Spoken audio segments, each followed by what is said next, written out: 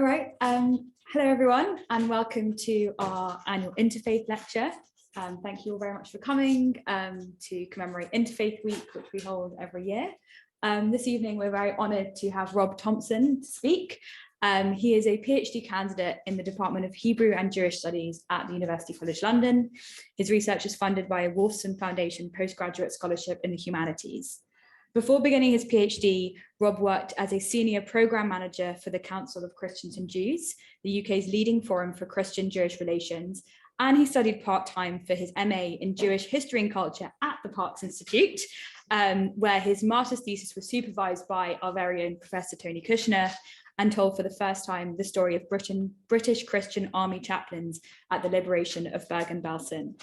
And this evening he will be speaking on After Belsen, Christian encounters with Jews in the aftermath of the Holocaust. So thanks very much, and we pass over to Rob. Well, thank you very much, Anushka. Good evening, everyone. Good evening, everyone here in Southampton and everyone on Zoom. I hope you can hear me okay. I'll just get the PowerPoint up, which hopefully everyone will be able to see. So you have to do it for share screen. Oh, sorry, I'll let you do that.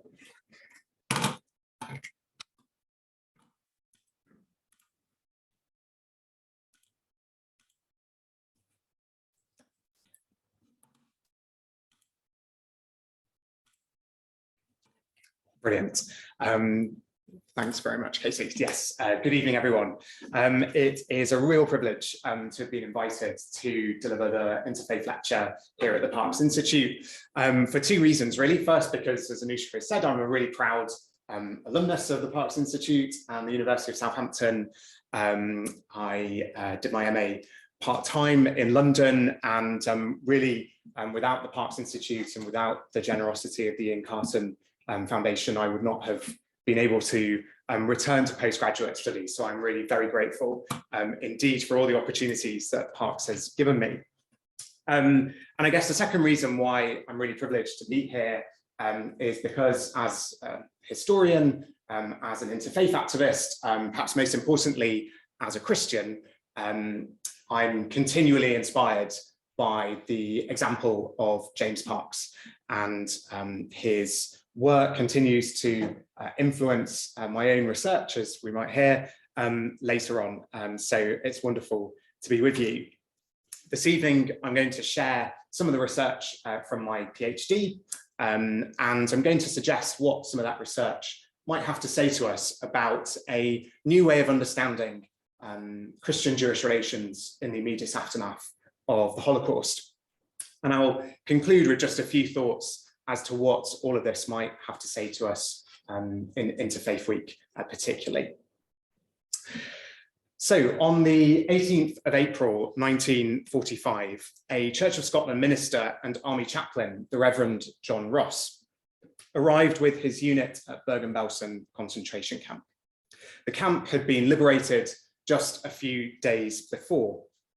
In his diary, he wrote a reference to a Bible verse, Proverbs chapter 12, verse 2. We'll come back to that later on.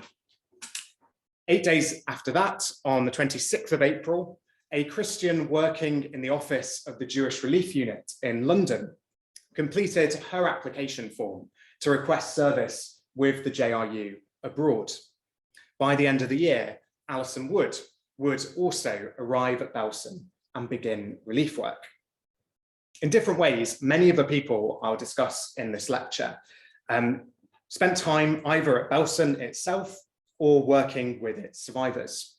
They were amongst a small but active number of British and American Christians in post-war occupied Germany who encountered Jews who had survived the Holocaust. They included army chaplains who participated in the liberation of the camps, relief workers who supported displaced persons, interfaith campaigners who worked with the occupation governments to challenge antisemitism, or activists who helped facilitate the emigration of Jews from Germany to Mandate Palestine. Their encounter with Jews would come to impact not only the day-to-day activities of these Christians in the weeks and months immediately following liberation, but it would also shape their Christianity in the years to come. James Parks said in a sermon in Oxford in 1939 that the Christians, and I quote, immediate duty to the Jew is to do all in our power to make the world safe for him to be a Jew. Parks is widely recognized for his exceptional sensitivity, knowledge, and leadership in forging a new kind of Christian-Jewish relationship in response to the extremity to which anti-Semitism had led in the mid-20th century. And existing histories of post-Holocaust Christianity accept that Parks and perhaps just one or two other individuals were outliers in churches which continued to fail to respond adequately to knowledge of anti-Semitism and the murder of 6 million Jews in Christian Europe. It's argued that it was not really until the 1960s that there took place a more widespread change in theological and institutional church attitudes to the Holocaust and to Judaism. One outcome of the Second Vatican Council led, of course, in 1965 to Nostra Aetate, which began a process of change in the relationship between Judaism and Catholicism. The leading academic writers in post-Holocaust theology only began publishing their works in the late 60s and early 70s. Consequently, philosopher John K. Roth has argued that there was, before this decade, little Christian theological engagement with the implications of the Holocaust. However, Christianity is experienced via other means than just the institutional church and its official teachings or the major works of academic theologians. And in recent years, historians and sociologists of religion have studied so-called lived religion, defined by one of its leading theorists as religion that is experienced and expressed by ordinary people in the context of their everyday lives. Reorientating our understanding of Christianity and the Holocaust to the lived religious experience of ordinary Christians can demonstrate that post-Holocaust Christian-Jewish relations were first negotiated by individuals in their personal and localized encounters in the context of occupied Germany. For these Christians, encounter with Jews was crucial in shaping how they understood Jews and Jewishness. It would inform their response as they articulated to others what they learned of the specificity of Jewish experience of Nazi persecution, and it would mark a turn in their relationship with Jews as they began to reapproach their own Christianity in light of these experiences.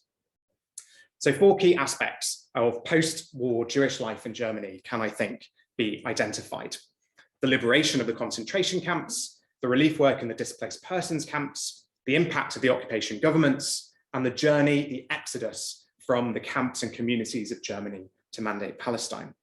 In these 4 areas, liberation, relief, occupation, and exodus, Christians were present and interacted with Jews. Their stories merit the historical study to which they have never been put before. To begin with liberation. The first British and American Christians to encounter survivors of the Holocaust were those who participated in the liberation of the Western concentration camps from April to May 1945. Their experiences varied from camp to camp, where conditions on liberation and the numbers of living varied. But whether they were met by survivors or whether they were confronted only by the dead, army chaplains' initial response to liberating concentration camps was often, firstly, one of horror. Lutheran chaplain, the Reverend Ernest Thompson, was chaplain to the US 104th Infantry or Timberwolf Division.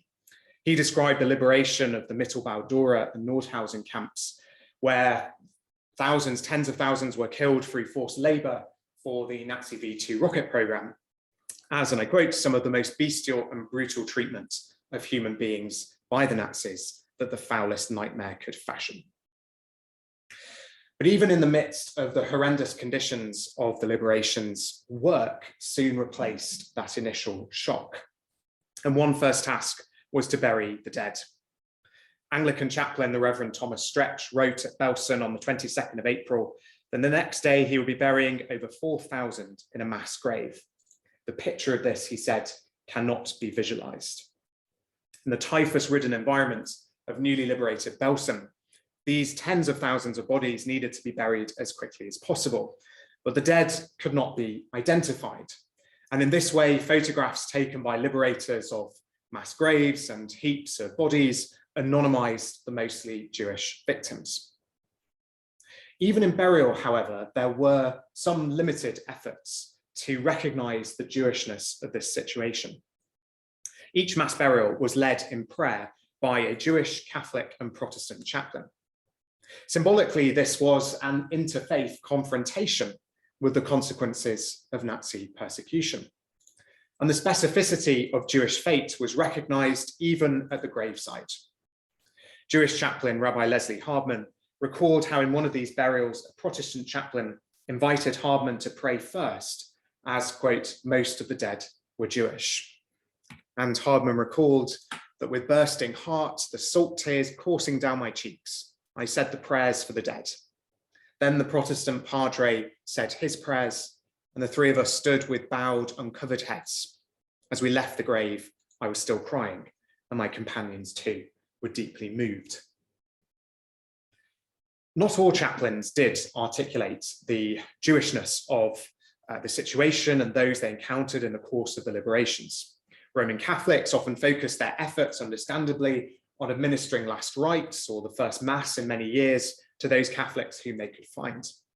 At Dachau, most Christian chaplains' accounts focused on the so-called priests' colony, where, in their words, where over 2,000 Catholic, predominantly Polish priests had been interned and many murdered. Often it was pure circumstance, which gave some chaplains greater opportunity to recognize the Jewish identities of many of the survivors they met. When the Reverend Wilson Canifax, an American Methodist chaplain, arrived at newly liberated Buchenwald, a Jewish survivor, on seeing the cross on Canifax's lapel, asked if he could help organize a prayer service for other survivors of the camp. Enlisting the help of a Jewish member of his unit who happened to be a cantor, Canifax collected together US Army-issued Jewish prayer books. And in a later oral history interview, he described the scene with deep emotion. He remembered that the Jewish cantor took over. I stationed myself out with the fellows in the area there. I put on my army hat. I got hold of a prayer book. They were going through the Hebrew prayers. They were shouting, they were crying. I shouted and I cried with them. Canifax in this retelling did not just observe this scene, he almost seems to have participated. The usual practice for a male Christian would be to remove his headwear if he was going into a divine service. Canifax put his on as if he was one of the Jewish mourners, the Jewish worshippers. And he prayed with them, pointing out in another interview towards the end of his life that the prayer book was Hebrew to English, so he could follow along in translation. Now, I think some might argue that there perhaps was a degree of appropriation here, a stepping in perhaps to what was a unique personal and Jewish experience for each of the survivors. But Canifax himself acknowledged with sensitivity, I think, that without a stronger understanding of Jewish life and death under Nazism, he could not identify with the worshippers or truly share in their experience. His own awareness, he said, was, and I quote, obviously not even a drop in the bucket. Even something as simple as prayer to a chaplain could convey something of the enormity of Jews' experiences, even if the details of those experiences may, in this case, have remained elusive.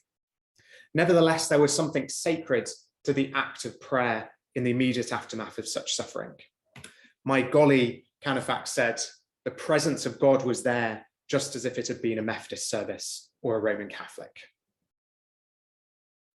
But if prayer could not always reveal the details of Jewish experiences of Nazi persecution, listening to survivor testimony could. The Reverend David Stewart was an Anglican chaplain to a casualty clearing station which ran a hospital in Belsen. Stewart exercised a pastoral ministry in which he questioned survivors about their experiences and listened to testimony. Who are you? He would ask the patients. What is your name?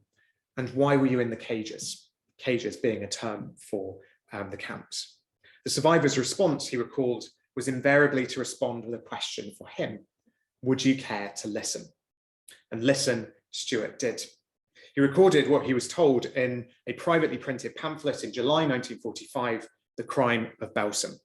One of these, I'd like to share one of those brief examples. Clara's marriage took place in November 1942, and her husband, who held a commission in the Hungarian army, was taken prisoner by the Russians in May 1943. Clara left her flat in Budapest and went to live with her father. Late in 1943, they were forced to leave their house and live in a crowded house in the ghetto. All her father's wealth and property were confiscated. Early in 1944, both were rushed to Auschwitz. Here, her father was separated from her and was sent to the gas chambers, and Clara to the Bremen slave camp. When the British relieved Bremen, the Germans marched the slave workers back to Belsen. Clara was among them, and typhus was raging in the camp. Now, this isn't the kind of lengthy, detailed testimony which informs Holocaust history today. But at this point so early, just weeks after Belsen's liberation, I think it's interesting that Stuart recorded testimony in a chronology which seems familiar to us in its representation of the escalation of Nazi persecution. He starts with Jewish life before the occupation, then the impact of war, the identification of Jews, the theft of property, ghettoization, transportation, gas chambers, forced labor, death march, liberation. It's all the more remarkable that not only did Stuart record the stories he listened to, he also took photographs of the storytellers, and he shared their profiles alongside their stories. These photographs are utterly distinct from the usual horror images we see of victims of Nazi persecution at the liberation, which could often inform very little about the lived experience of those victims. Stuart used a combination of words and images to fill those gaps in his readers' understanding. Ultimately, this dual approach illustrates what was Stuart's intention and the consequence of chaplaincy at the liberation of the camps. That burials, prayer, listening and recording testimony all could begin a process of representing survivors as individuals with stories and not merely as anonymous, elusive mass numbers. In this way, liberation could reveal to Christians the specifically anti-Jewish nature of Nazi crimes and the Jewish identity and testimony of their principal victims. Christian-Jewish encounter would continue in the weeks, months, and years that followed, as the process of liberation developed into the work of relief. Prominent amongst the relief organisations at Belsen were the Friends Relief Service and the Red Cross, both bodies that were Christian in their origin. This does not mean, of course, that all the relief workers and nurses who joined the post-war relief effort were Christians, or that they joined out of their Christian faith, but some relief workers were motivated by their Christianity. And even later in 1945, when the wider Belsen site transitioned into a camp for Jewish displaced persons, the largest such camp in the whole of occupied Germany, and the Jewish Relief Unit, the JRU, adopted a leading organizational role. Even then, there was a relief worker at Belsen who wore on her uniform the blue and white enamel Star of David of the JRU, who was not Jewish herself, but rather a practicing Christian. And her name, as we've already heard, was Alison Wood. In the autumn of 1943, Wood had applied to join the newly formed Jewish Committee for Relief Abroad. And she wrote a 2-page note to explain her reasons for applying, referring directly to her Christianity. "It is my very great wish," she said, "to be associated with the planning of post-war relief, not only as a vague philanthropist, but because I find myself drawn to give this kind of expression to my love of people and to my conviction that only through work done together can new trust and respect for personality grow up between the nations and creeds. I believe that the Christian responsibility for anti-Semitism is so heavy that I feel especially glad that I might have an opportunity of specializing in this branch of relief." As she later put it in her memoir, "I was very interested to work with Jews, not only for Jews," affirming, I think, a conviction of the importance of working alongside Jews on equal terms. She eventually arrived in Germany in February 1946, where she worked as personnel officer for the JRU in the British zone until the end of the year. And her experience in Germany was defined, amongst other things, by her gender. Historian Zoe Waxman has summarized the gendered nature of the Holocaust in the way it affected men and women differently. And similarly, post-Holocaust relief work was also experienced by men and women differently. When relief workers first arrived at Belsen in April 45, immediately the work was divided along gender lines. Women relief workers, for example, were prohibited from entering the main camp, the so-called horror camp. However, women were able to defy these gendered assumptions and rulings, and in fact, the partnership and the kinship of women relief workers operating together and across religious dividing lines would develop what Wood and others could learn of Jews, their experiences of persecution, and their post-war lives. Beth Clarkson, a practicing Anglican, was a member of the Quaker team from the Friends Relief Service, the FRS, which entered Belsen in late April. Throughout her contemporary correspondence and her later oral history interviews, there are three recurring words that she uses: Jane and I. Jane was her friend and colleague in the FRS, the only Jewish member of the team, Jane Leveson, and the first Jewish relief worker to enter Belsen. Similarly, Alison Wood, as personnel officer of the JRU, worked in the unit's main office with the field director, Henry Lunzer, and the third member of their team was Helen Balmuth, who in her later career as a human rights campaigner would become well known to the world by her married name, Helen Bamber. Wood and Balmuth, like Clarkson and Leveson, also developed their own firm colleagueship and friendship.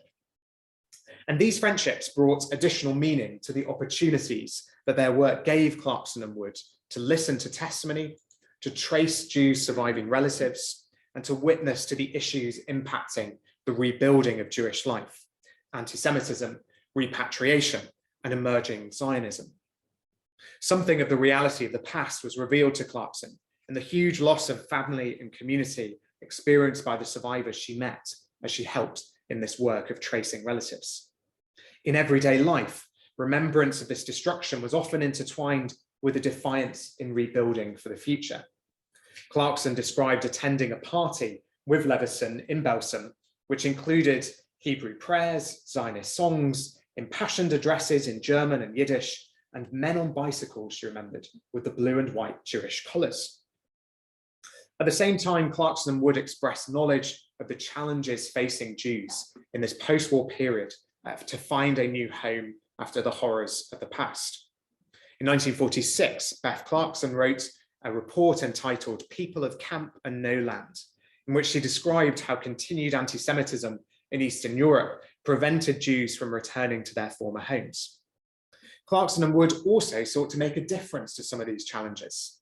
Clarkson used her report to advocate for shared societies, expressing her feeling, quote, as a Christian, end quote, that British society was better for having both Jews and Christians in it, and her fear of what would happen should Jewish immigration be badly handled. Wood was particularly affected by meeting a 19-year-old, Hans Hirsch, who had survived Auschwitz.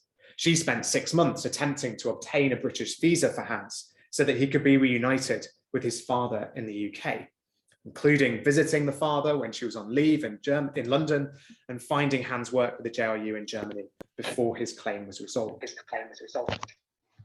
For the rest of her life, Clarkson kept a photograph. It shows Clarkson and Leveson in a DP camp at Diepholz, tightly linking arms together and smiling broadly. I particularly love this photograph. It suggests just how close their friendship and their mutual work in Germany had become. For Clarkson and for Alison Wood, a sense of Christian responsibility inspired them initially to volunteer for relief work. In the everyday reality of the camps, they experienced this relief work distinctly as women, drawn closer to the other women in their teams, and their colleagueship placed them in specific situations where they could listen to survivors and develop a deeper appreciation of their identities and stories. Now, just before Chaplain David Stewart had arrived at Belsen, whilst Beth Clarkson and Jane Leveson were working together already as welfare officers. And as Alison Wood was contemplating her own intended journey to the continent, the Second World War came to an end in Europe, and the Allied powers began their occupation of Germany. In accordance with the Potsdam Agreement of August 1945, in which the Allies set out the terms of this occupation, Germany was divided into zones controlled by the Russians, the Americans, the British, and the French. Religious affairs was one aspect of life in Germany in which Western military and civil administrations would exercise their authority to ensure freedom of religion. One policy in particular affected the encounters that Christians could have with Jews. In August 1947, General Lucius Clay, who was the military governor of the American zone in Germany, approved the request of Everett Clinchy, who was the director of the American National Conference of Christians and Jews, to hire, in conjunction with the US Religious Affairs branch of the government, a liaison representative who would oversee an interfaith program in Germany and the establishment of local councils of Christians and Jews. This interfaith work was understood officially as an important part of the Allies' program of democratizing post-war Germany. Everett Clinchy himself argued that democracy depended on a belief in what he called human brotherhood, a value which, as he put it, was the product of the Jewish Christian tradition. Such an idea depended on an understanding of the essential togetherness of Jewish and Christian belief. If, through interfaith relations, these common values were emphasized, then democracy would be the victor. And it was on this basis that the US government backed Clinchy's plan for interfaith relations in post-war Germany. But articulations of brotherhood and the Judeo-Christian tradition were, as they often can be today, vague and universalist pronouncements, which, though well-intentioned, did little to either articulate a specific challenge to anti-Semitism or to establish on what basis exactly that Christians and Jews should relate to one another in a geographical space in which 6 million Jews had been murdered in the last decade. The staff who implemented the religious affairs branch's work on the ground, however, reveal, I think, in 3 ways, a more nuanced approach to Christian-Jewish relations in occupied Germany. Firstly, as I think we've seen with some of the other case studies already, this work was often articulated as a direct response to the persecution of mass murder of Jews during the Nazi years.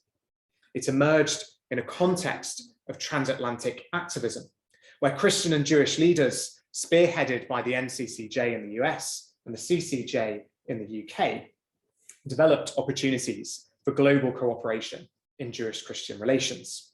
In Oxford in 1946, these activists met to discuss anti-Semitism and to agree the founding of an international Council of Christians and Jews. Their first stated reason in their report, in the report that emerged out of this conference, was their first reason for addressing anti-Semitism was the recent Nazi past, that during the last decade, anti-Semitism has cost the lives of almost 6 million Jews. A year later, in Seelisberg in Switzerland, many of the same activists met for an emergency conference on anti-Semitism in which they referred to, and I quote, the outburst of anti-Semitism, which has led to the persecution and extermination of millions of Jews living in a Christian environment. And it was just a few weeks after this conference, in August 47, as we've already heard, that Everett Clinchy met with Lucius Clay, coming straight from the conference in Seelisberg, and began the initiation of that German interfaith program.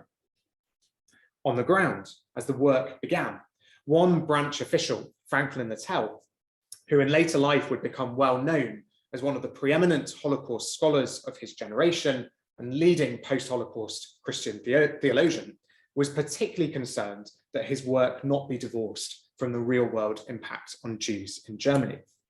In December 1949, this is pictured in later life, in December 1949, he wrote, "The Jewish communities have been oriented since the war towards emigration, chiefly to Israel or the USA. The advisor on Jewish affairs has had a tremendous work in facilitating the movement of tens of thousands who survived the Holocaust, and a multitude of others who have fled from unlivable conditions in Russian-controlled areas. We are now down to the hardcore of 30,000 who will remain in Germany, a mere fragment of the civilization destroyed by Hitler. The use of the word Holocaust specifically, as early as 1949, to describe the Nazi destruction of Jewish communities, is striking, considering it was a term that was really not in common use for some years. It suggests, I think, the sorts of conversations which Littell was having with Jews in Germany, and a growing awareness of the Holocaust, an idea of a singular event experienced by the Jewish people. And I think it demonstrates also in the context of this quote, that Littell's approach to Christian-Jewish relations was not just about an abstract concept of interfaith defined by ideas of human brotherhood and a Jewish-Christian tradition. It was a response directly to the circumstances of Jewish life, shaped as they were by the experience of an event of such magnitude.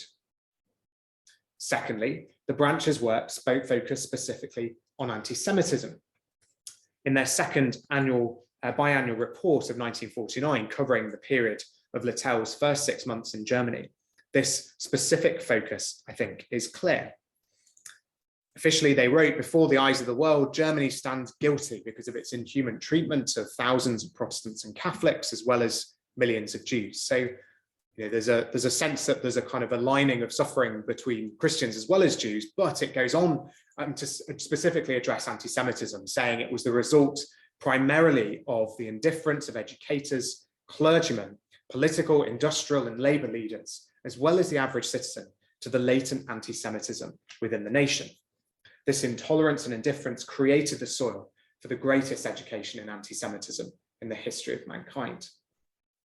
Thirdly, in light of these two things, knowledge of the recent past and the continuing specific problem of anti-Semitism, crucially, for some of the activists involved, there was a growing understanding that Christianity must change in consequence. Karl Zietlau, who was employed by the NCCJ as their liaison representative to lead the organization of this interfaith work, held a workshop in Frankfurt in spring of 1949, in which Jewish and Christian leaders discussed and agreed a detailed and far-reaching set of proposals for change. Their conversation went beyond affirmation of shared human values. It addressed anti-Semitism as a specific issue for the churches. It encouraged Christians to learn more about Jewish history, calling for seminary education to be altered so that it reflected an understanding of Jewish life post-70 AD, i.e. post-biblical times, post the writing of the New Testament. It spoke specifically to Lutherans, noting the issue of Luther's charges against the Jews and how to counteract them. And it affirmed the long-lasting issue of Christian-Jewish relations for the churches, its long-lasting importance.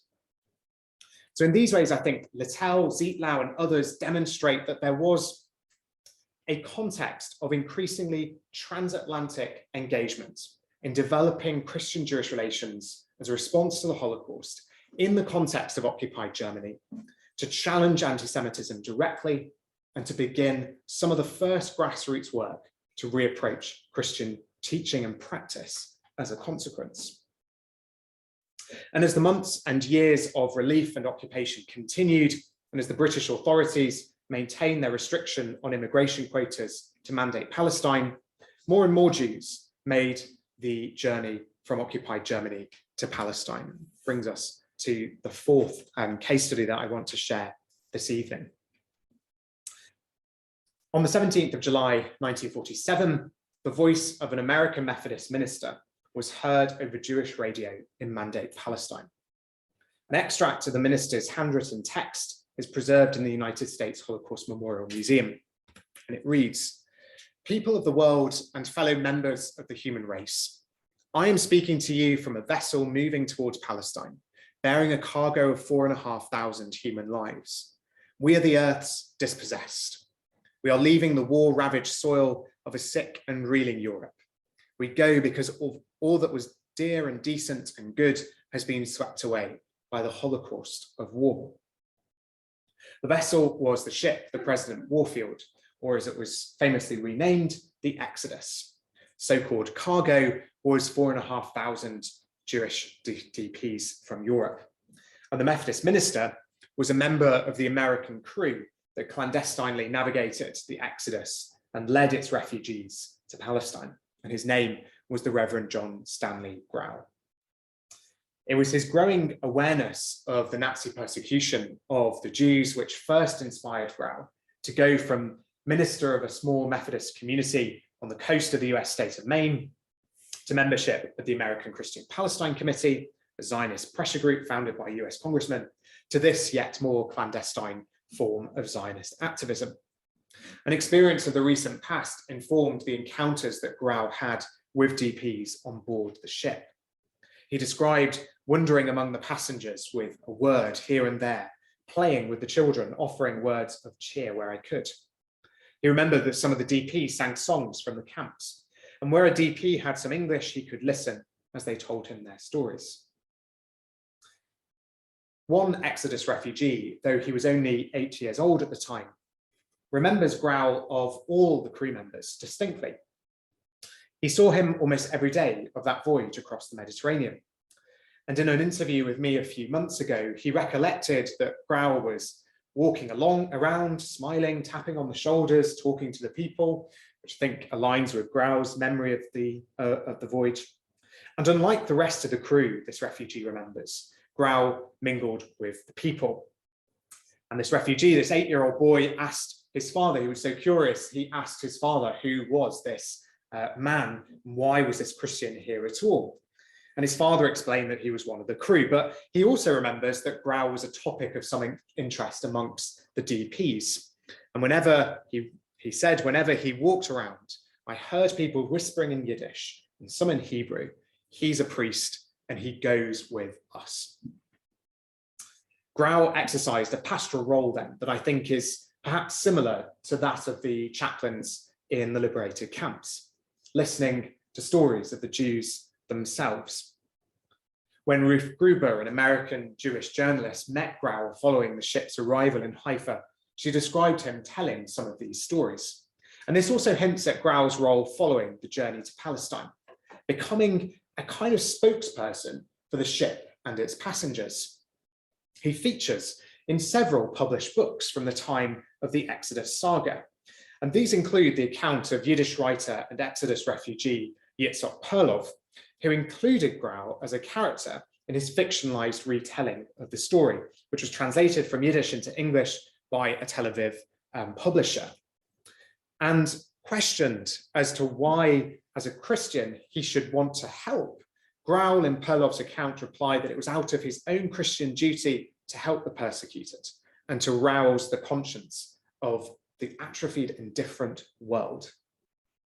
And this squares with what Grau did next, not only speaking publicly and appearing in the press, but also giving testimony to the UN Special Committee on Palestine that was at that time in Haifa, which greeted the ship when it arrived and was in Mandate Palestine, deliberating on its future.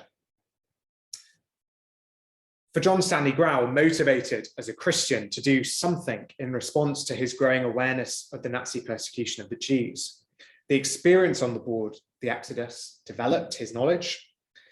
And inspired by these encounters, he embraced his Christian image and his identity in telling the world as a spokesperson about the Exodus. And I think that image we saw earlier of Grau with his shirt sleeves, with his shirt buttons undone, with the American flag and the cross round his neck and the cigarette in his mouth, kind of, is all part of creating, I think, an image that goes with this, mythologizing this spokesperson kind of image, but using his Christianity somehow in that as that spokesperson. But I think this final example of Christian-Jewish encounter reveals how a Christian helped shape the emerging memory and mythology and history of post-Holocaust Jewish life. To begin towards something of a conclusion as to what all this might say for us about Jewish-Christian relations after the Holocaust. The phrase after Auschwitz has, for the past 50 or 60 years, symbolized theological, philosophical, and ethical engagement with the Holocaust.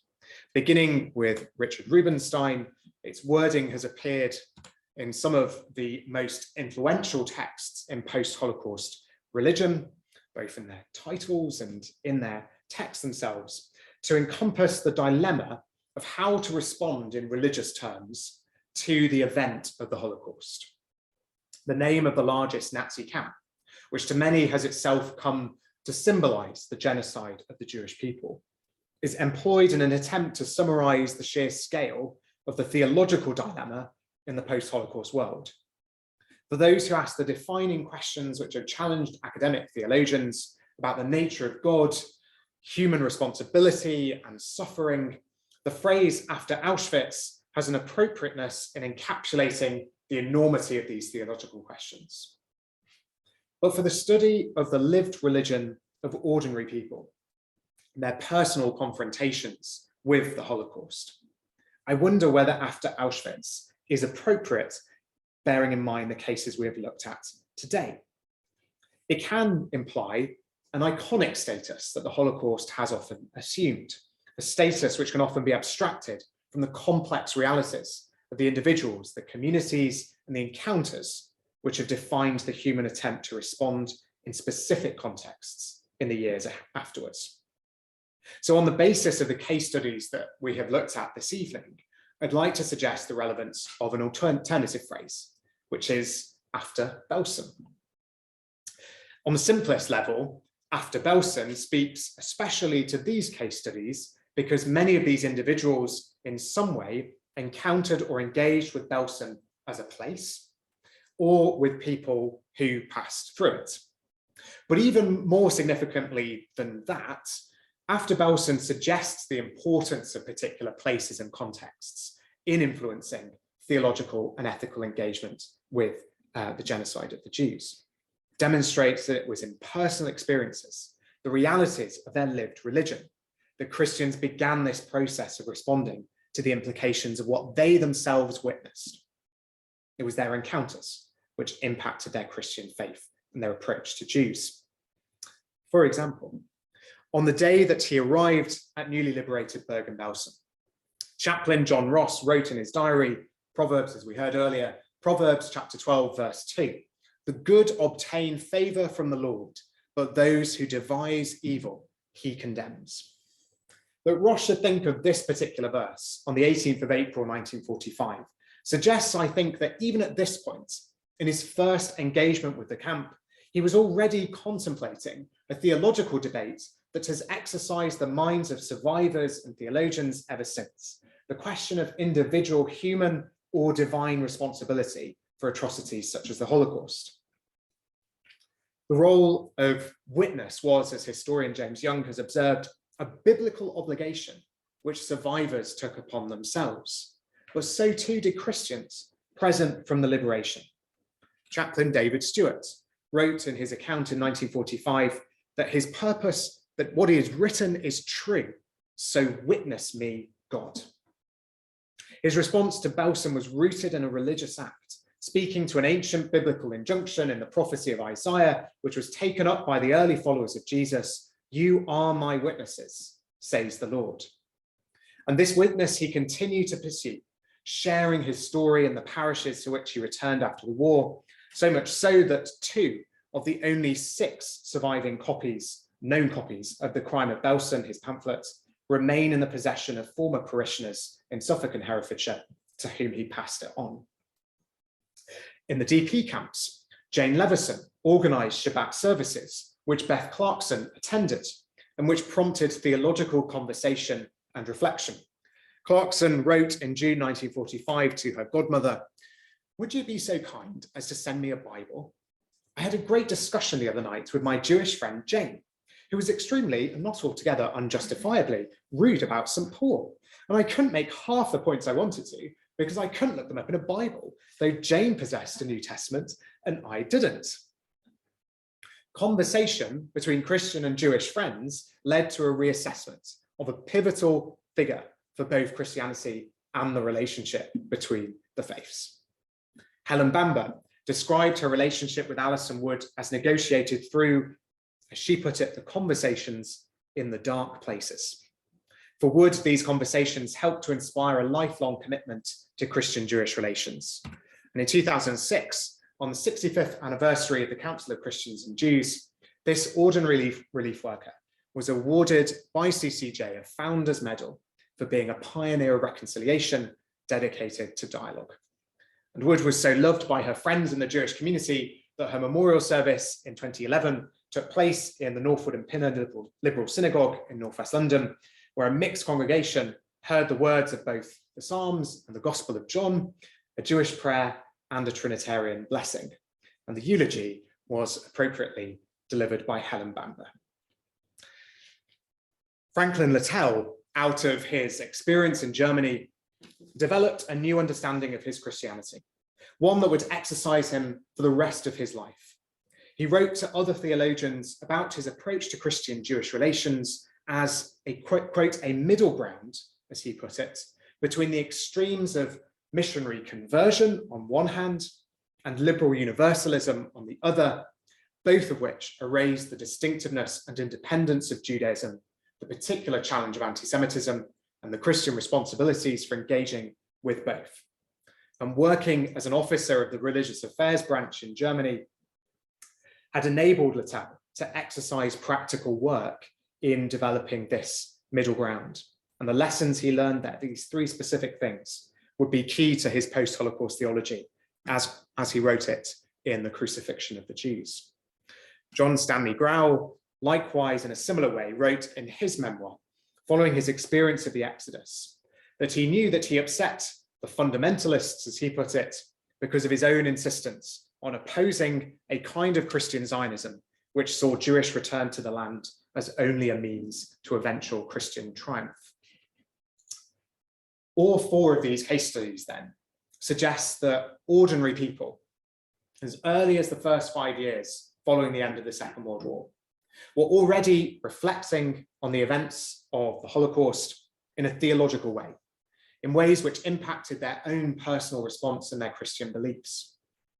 Together, they demonstrate that they did so not as outliers, not simply as exceptions to a more general rule of disengagement or even silence, but within a context where this theologizing was conducted with other people, or even in public. Almost all of them shared their experience in correspondence, in reports, pamphlets, or public talks at the time, or later in life, through oral history interviews. And I think we can assume that perhaps for some of them, even in sermons. The Wye Valley on the English-Welsh border might seem a faraway place from Belsen, but it was here because chaplain David Stewart chose to share that pamphlet with his parishioners. The British Christians read and absorbed the testimonies of Jewish survivors of the Holocaust. And in these ways, post-Holocaust Christianity began to take shape through encounters with Jews after Belsen. And I wanted to finish by just saying a few words briefly about what all this might have to say to us. Today in Interfaith Week, I think it suggests for us the importance of personal story, the centrality in our everyday lives of personal encounter. It demonstrates how vital it is for people to ask questions, to witness to the truth, and to build a world where there is space for people of different faiths and different ethnic communities to live together, but with respect for the distinctiveness of their own traditions and beliefs, without fear of erasure, either through that missionary conversion or through naive universalism. The effectiveness of this encounter depends on the nature of dialogue. Franklin Littell wrote in The Crucifixion of the Jews that dialogue is not empty social conversation. It is a verbal encounter aimed at a deeper perception and appropriation of truth. Dialogue which does not lead to self-examination and self-correction is a foolish sham. Writing, he says, if we who profess Christ do not, when push comes to shove, care whether Jews live or die, sooner or later it will be evident to the partner even if not to ourselves, that our dialogue is but foolishness, our utterances but a tickling of the jaded ears. Father Edward Doyle, speaking on a panel of rabbis and clergy at the International Liberators Conference in 1981, recalling his experience as a Roman Catholic US Army chaplain at the liberation of Nordhausen and Dora concentration camps, said, "I haven't forgotten, and as a priest at the altar of God, I will not forget." In studying these previously neglected stories, and in our remembering in Interfaith Week, we cannot forget either. And there is an opportunity to engage in our own encounters through the kind of dialogue which Franklin Littell and indeed James Parks envisioned, dialogue and encounter where it is safe for Jews and Christians to be themselves. And I'll leave it there. Thank you very much.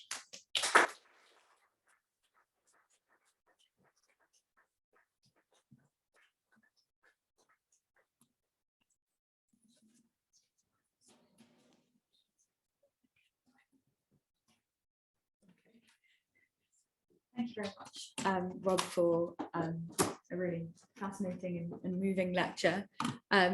We will move to some questions. I don't think there are yet any in the, oh, we do have one in the chat, but also opening up to the floor. Yes, Tony. I'll do them. Okay.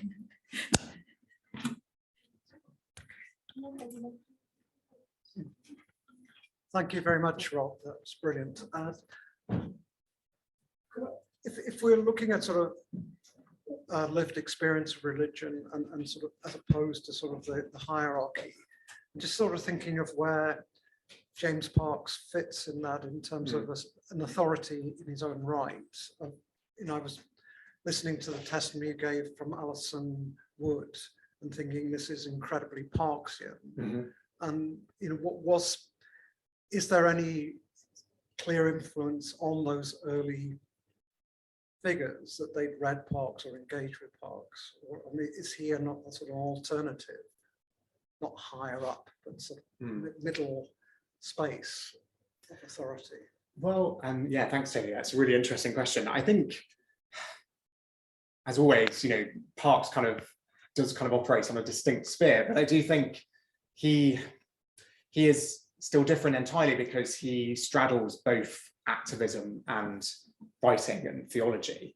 So part of the reason why he's such an interesting and important figure is because he's not just writing in an academic bubble, he's also actively involved in Christian Jewish issues, whether that's refugees or antisemitism or CCJ. So I do think there's a kind of way in which that lived experience influences his work. Certainly, Alison, it's interesting you should pick up on Alison Wood, because Alison Wood, before she worked for the Jewish Relief Unit, worked for the Germany Emergency Committee of Friends House, Quaker refugee efforts in the 1930s. And she was working in Bloomsbury House, the centre of British refugee work in London, from 1938 until she worked for the Jewish Relief Unit in 1943. And she actually writes in her memoir that she certainly knew Bill Simpson, who of course was one of the other key figures in the founding of CCJ. It's possible that she would have encountered Parks on a visit to Bloomsbury House. Certainly she was having conversations with Bill Simpson that Parks may have also been involved in. She's an interesting character in herself just because of her background and interest in Jewish issues, which I think is partly where that fascinating statement comes from.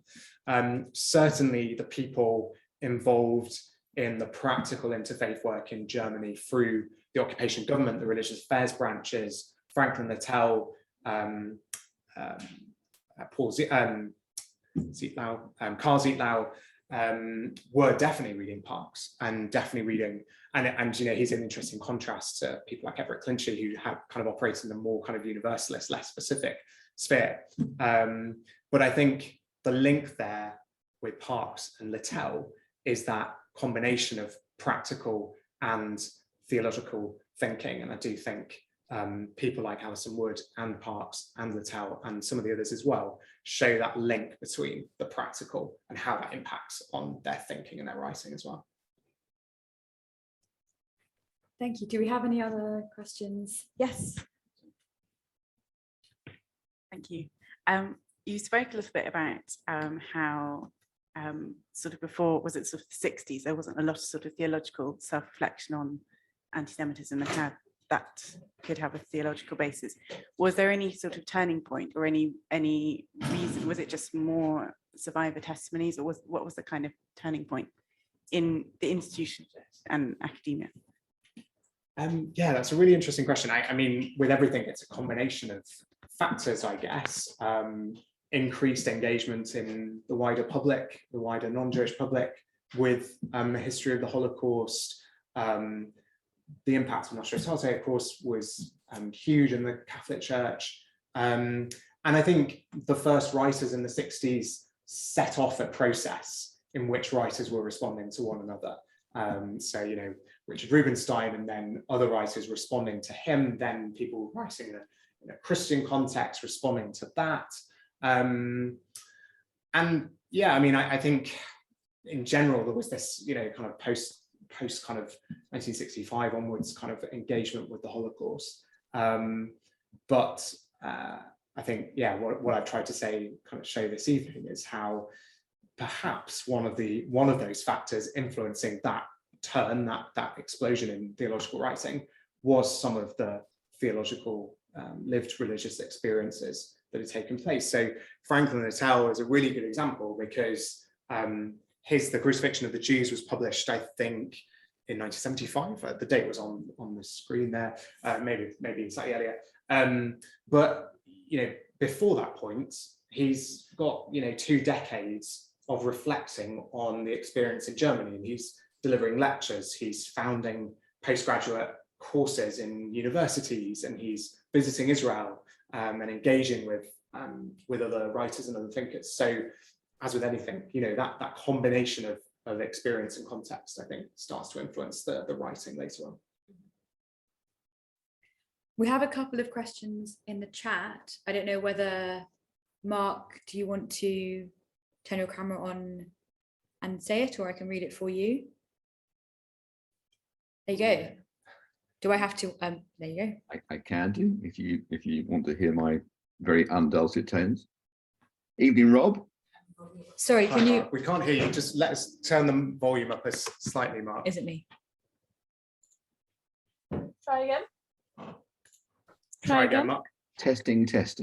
Perfect, thank you. Great. Evening, Claire. Evening, Rob. I must declare an interest. I run a museum of which Rob is a trustee, the National Holocaust Museum. So I'm allowed to ask him a difficult question because we're mates. So my question, Rob, is this. I'm going to read it, actually. To what extent can Christianity's theological self-examination and Christian-Jewish religious conversation make a difference to us all, to society at large, when actually today's absolutely soaring anti-Jewish prejudice is almost anything but religious or theological?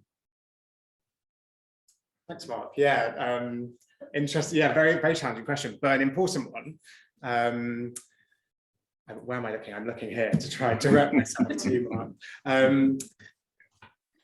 I think well, as a kind of preface to my answer, I guess part of the context behind your question is that the role of Christianity in society having got to a point of being perceived as less important than perhaps it was 50 or 60 years ago, can often suggest that this kind of focus on Christian-Jewish relations is perhaps no longer relevant.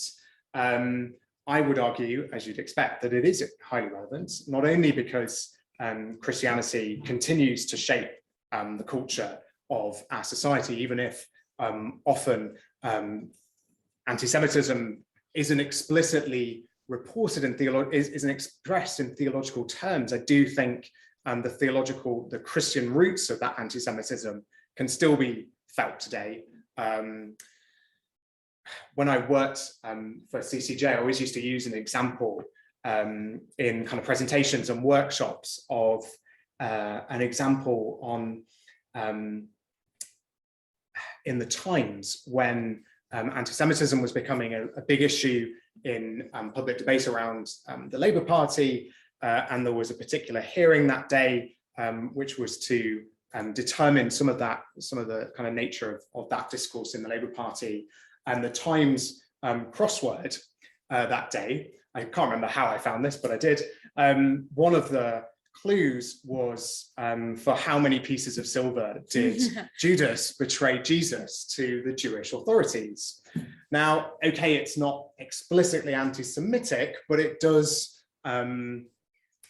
present Jewish Christian conflict in terms of betrayal, but Jewish betrayal. And that's even today in a mainstream newspaper, or a few years ago in a mainstream newspaper, in a context where anti-Semitism is still a live issue.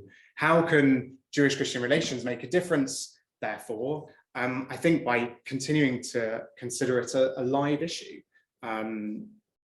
I can be slightly controversial. The church still hasn't fully come to terms with its history of anti-Jewish hatred. The Church of England, for example, to make it relevant to our own context, still has not officially disavowed the need or the desire for conversion of Jews in the ultimate sphere of salvation. And that is something that even with the recent statements on Christian-Jewish relations that the church has made has still not been fully dealt with by the Church of England. And so I think in terms of those specific parts of the relationship, that's one example, I think, of where examples like this can help us think about what the terms of a new kind of relationship might be. I hope that answers your question. Thank you. I think good answer. And there's another good one in the chat from someone I think. Yeah, so I think I'll just read this quickly, that this is a response to Mark, perhaps, from Bruce Thompson, that I think it's vital because faiths other than Christianity also have theological contempt for Judaism. If the church with 2,000 years of prejudice behind them can address its own darkness, this might act as an example. Yeah, I think that's right, and also for people who might think of themselves as secular but who have lived and grown up in a Christian culture as well, it's important for them as well. Am I allowed to add one brief comment, counter to that, Claire, before without hungry? I profoundly agree with that last comment, and this is what I'm going on to say is another parallel strand. They are not mutually exclusive things. I think something else needs to be done as well. The people who think they're secular in their anti-Jewish beliefs and assumptions and conspiracy theories, would it perhaps help if they understood where they got their crazy ideas, that there's a reservoir they're drawing from? So at least it's a genesis moment, if you will, that perhaps will help them question their own assumptions if they realize the mythology it's based on. Yeah, absolutely, Mark. I'm sure that's an important part of that conversation as well. Yeah. Yes, we have another question from the floor.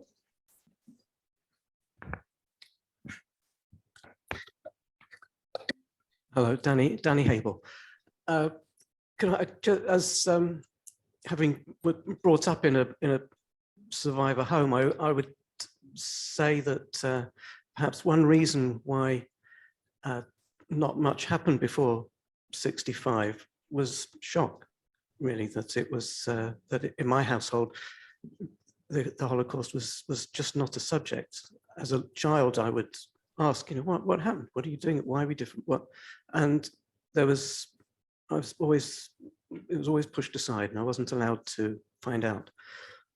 So now question, and based on really what your most recent answer, is there a way of education, really, because it's all very well saying that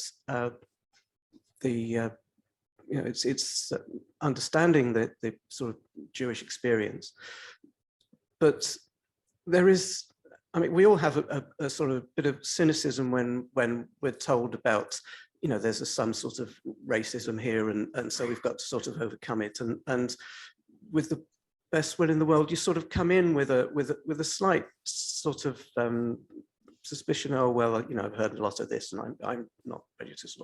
But is there a way of getting over that that initial sort of natural resistance that we have, and really to focus education, so Christian education, more on not necessarily on a theological side, but or partly theological, but also partly sort of social and what's difficult to describe what I'm saying.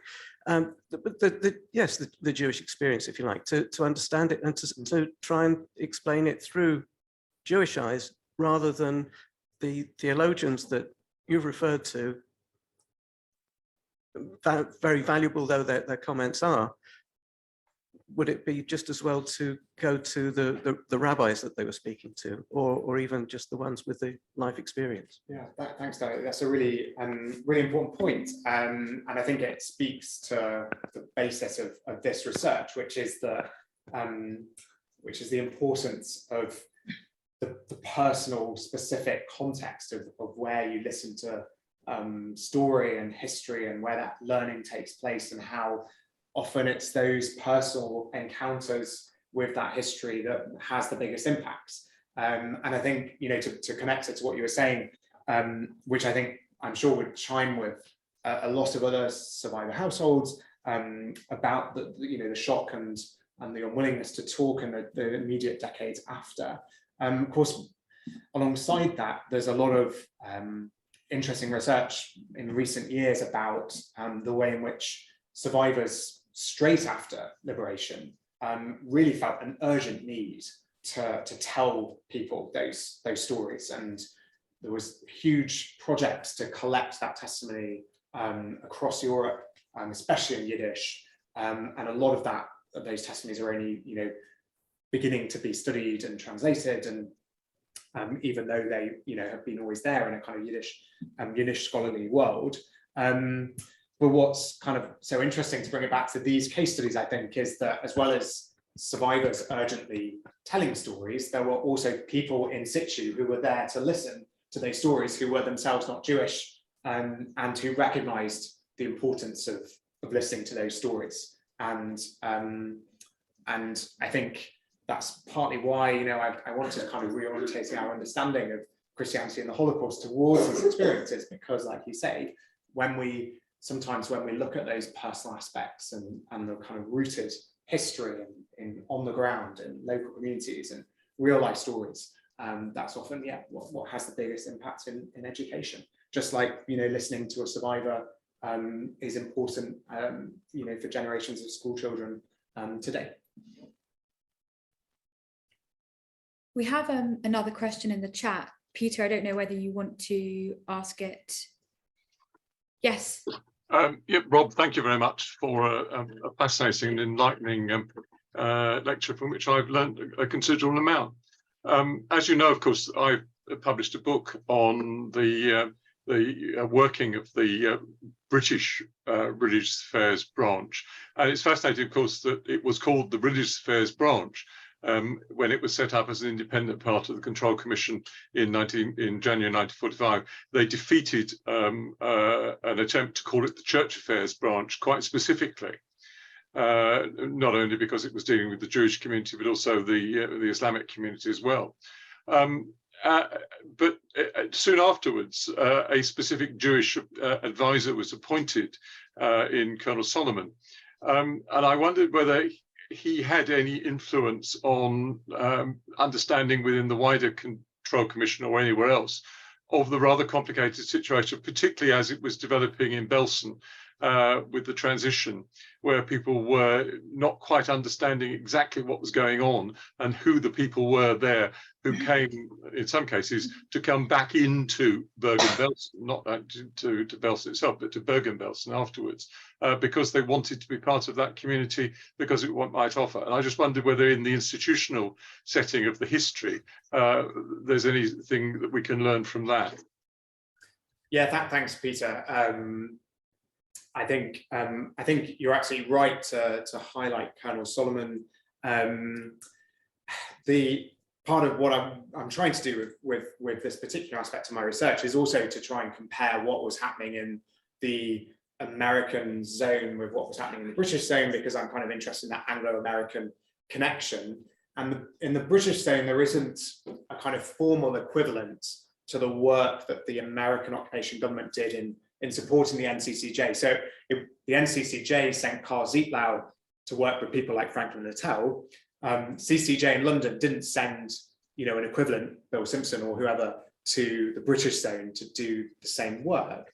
However, Colonel Solomon, and I know you all have looked at the same papers in the National Archives, Peter, that Colonel Solomon, there is correspondence between Colonel Solomon and the British authorities, basically plugging the work that they're doing in the American zone or that they're trying to set up, and trying to get them to do similar work in the British zone. So in that sense, he's really important in keeping this as a live issue to the predominantly non-Jewish, it's all non-Jewish British authorities in the religious affairs branch. I think, without going too far into the kind of minutiae of the papers, I do think there is a sense in some of the official papers of the British religious affairs branch that the timing of Colonel Solomon's appointment, and then later kind of comments in the discussions they were having with UNRWA and the Jewish Relief Unit and their understanding of anti-Semitism in all that context, I do think it was influenced by Solomon.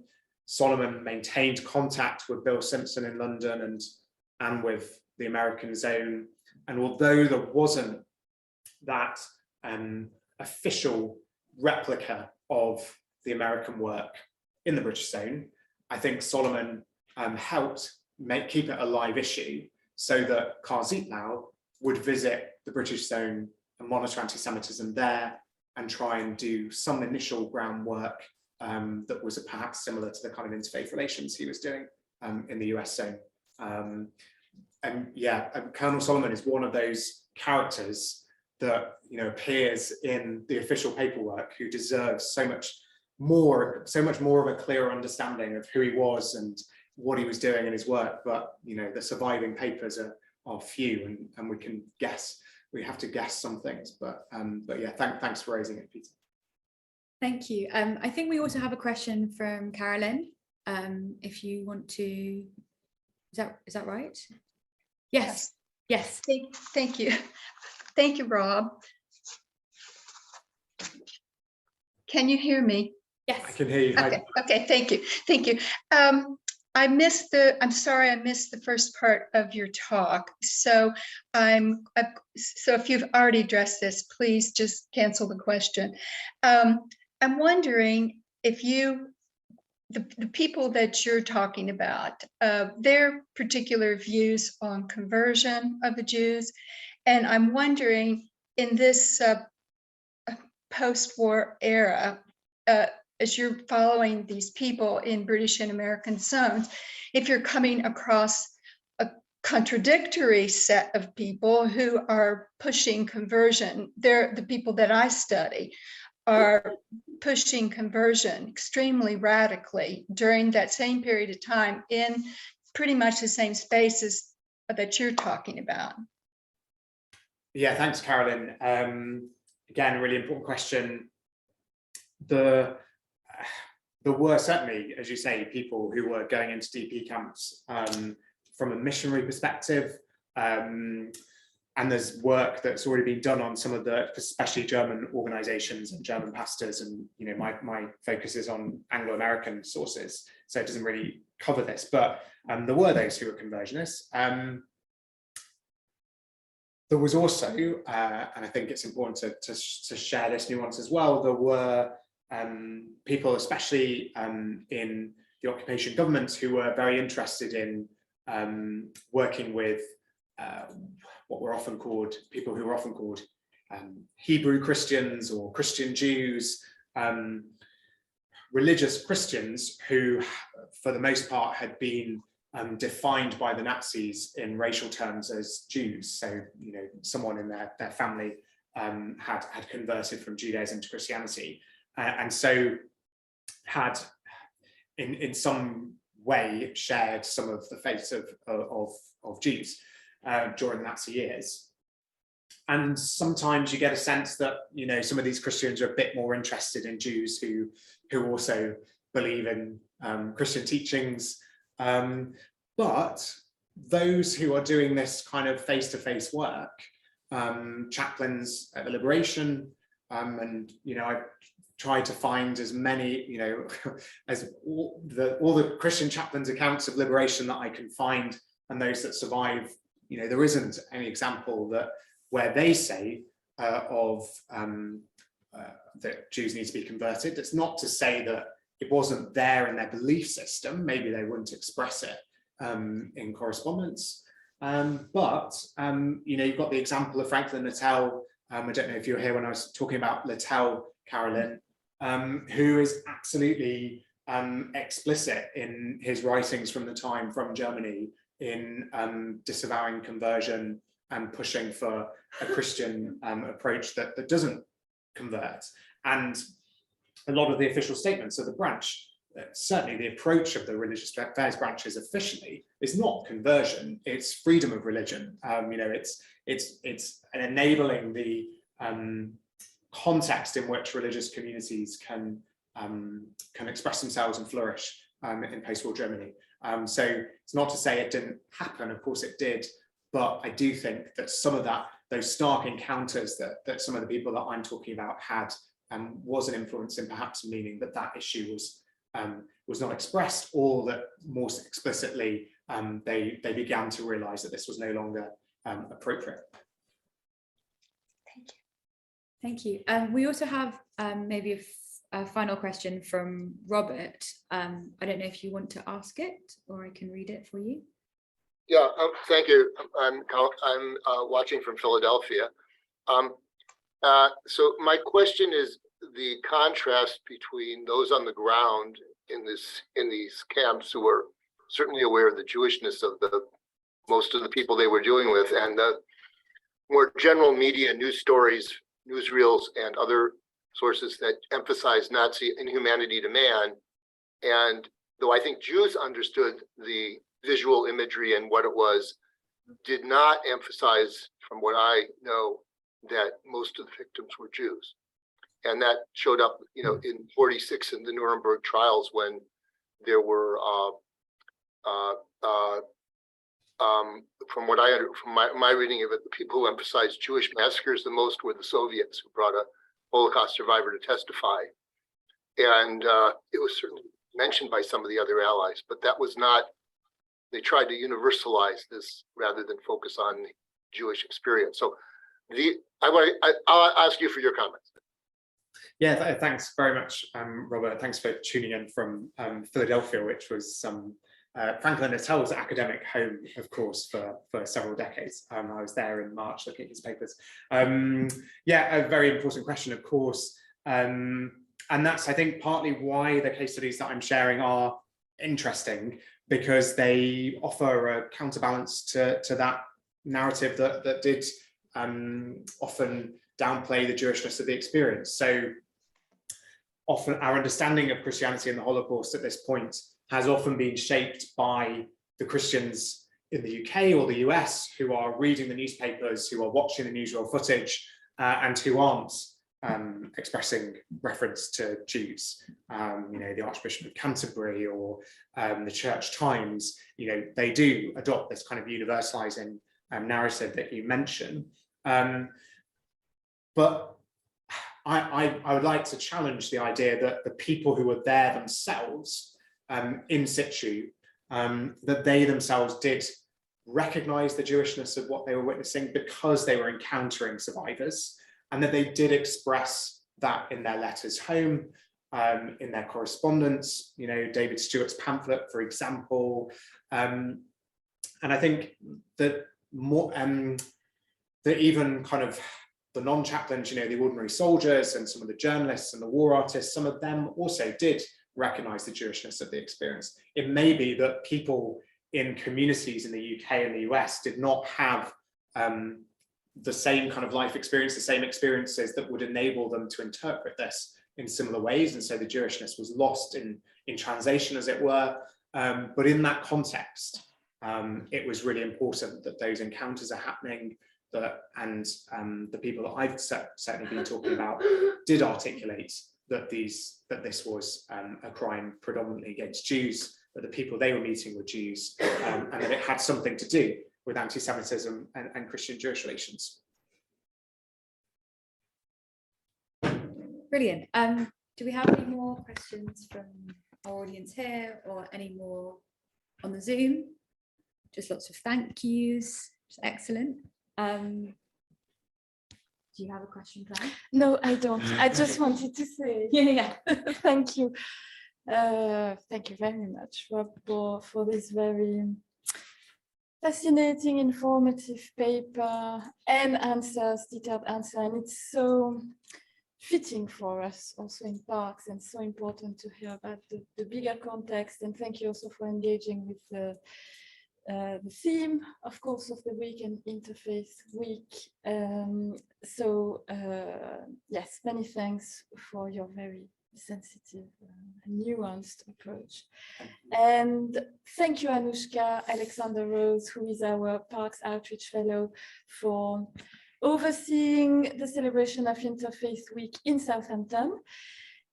So maybe we can applaud both of you.